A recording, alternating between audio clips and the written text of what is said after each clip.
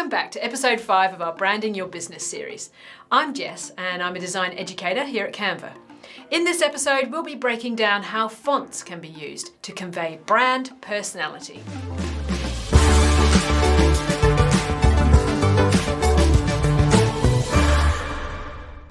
So now we know our colours, it's time to look at fonts. Let's hear from our design school experts how fonts help brands convey personality.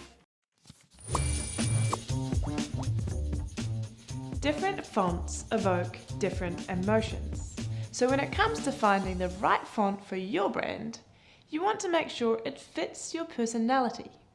After all, it's not just about what you say, it's about how you say it. Finding the right typeface comes back to understanding what you want to communicate, who you are, and why you're communicating in this way. You can be big and loud and proud and brash, but if you are a minimal mid-century furniture company, that probably won't feel right for you. Typography is the opportunity to connect the dots between who you are and how you articulate that out into the world. So I think of it as another opportunity, like the logo and the identity and the color system, to express a little bit of your personality, which will come to life through the language, but also through the typeface choice you make. Typography sends a message to your tribe about what they can expect from you. So choose a font that reflects your brand's personality.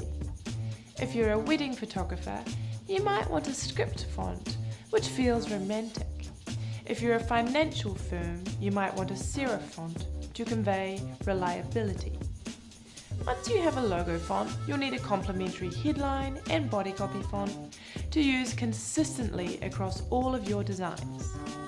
Consider how you format your type too.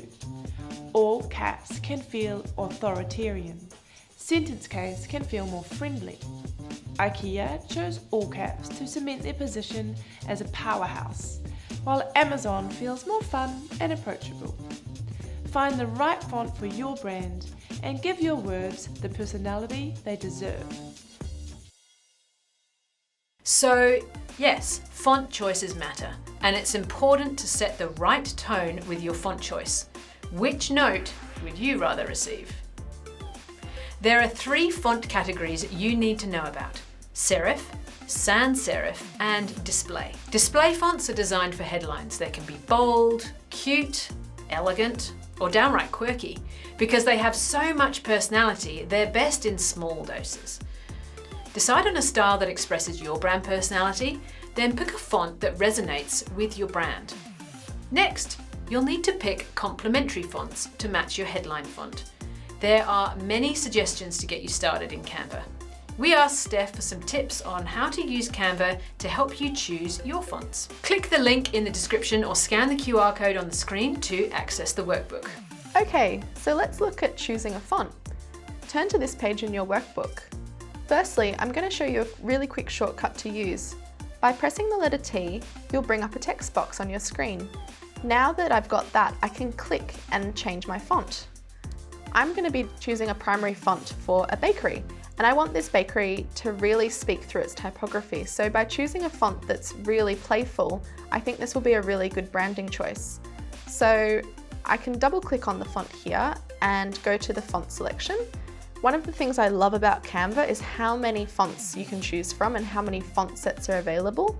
So I really like this font called Brassica, and I'm just going to select that, and as you can see, my text box has changed.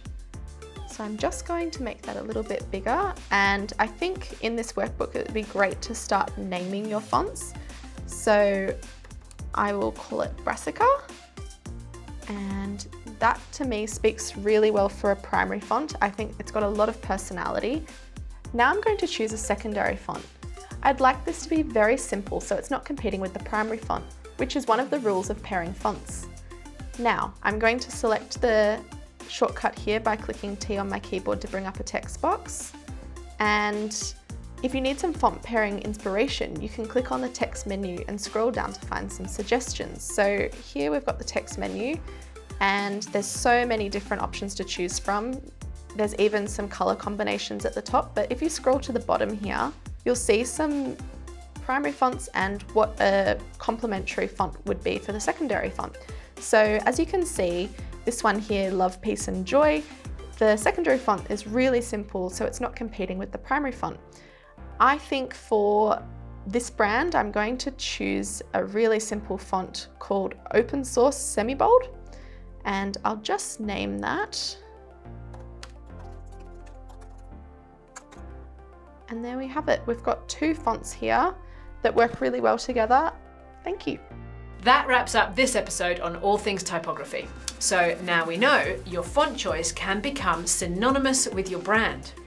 In the next episode, our series continues by exploring how to style your imagery and graphics.